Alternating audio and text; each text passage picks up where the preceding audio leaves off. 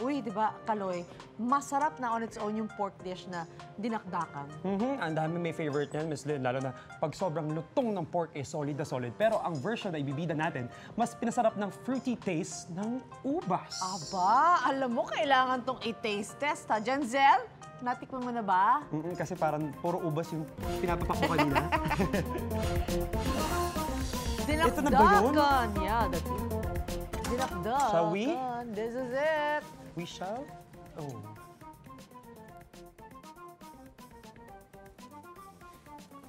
Uy! Andiyan na ba kayong mga puso? Wait lang. Medyo napapasarap yung pagpapahinga ko dito at pagkain ng ubas. Kasi syempre, ini-internalize ko yung pagiging goddess ko dito eh. Speaking of goddess, syempre meron akong pa-trivia sa inyo bago tayo kumain. Ubusin ko muna to ah. Alam nyo ba mga kapuso, na ang grapes o ubas ay associated sa Greek mythology dahil kay Dionysus na god of grape harvesting and wine na sumisimbolo ng abundant love from the divine. O, di ba? Natuto na kayo, meron pa kayong makakahit mabubusog pa tayo ngayon dahil nga nandito tayo ngayon sa Marikina City para tikman ang dinakdakan na may ubas. May ubas talaga, no? Very curious na talaga kung paano gawin to. At syempre, ano ang lasa nito? Kaya naman makakasama natin ngayon si Sir James Miranda para ituro sa atin kung paano to gawin. Good morning, Sir James! Good morning po, ma'am.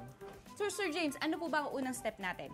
So, when creating yung ating dish na dinakdakan with ubas, una, pinapakuluan lang natin yung pork for Okay 20 po. minutes kasama yung mga aromatics natin. And then, after nun, di-deep fry na natin yung pork natin.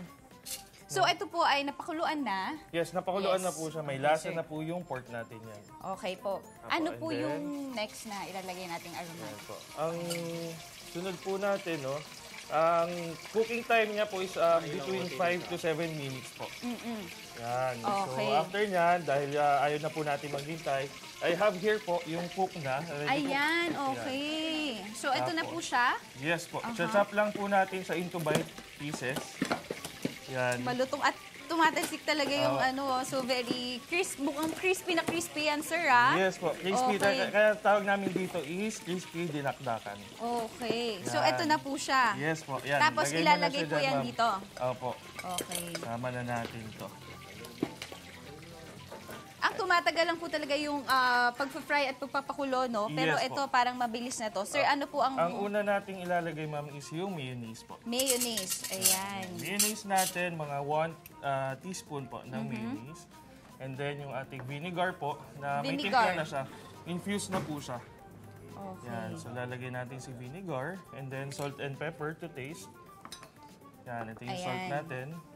Sir, bakit po pala naisipan yung lagyan ng ubas? Kasi nakikita ko dito, ready na yung ubas natin na ilagay din dyan din.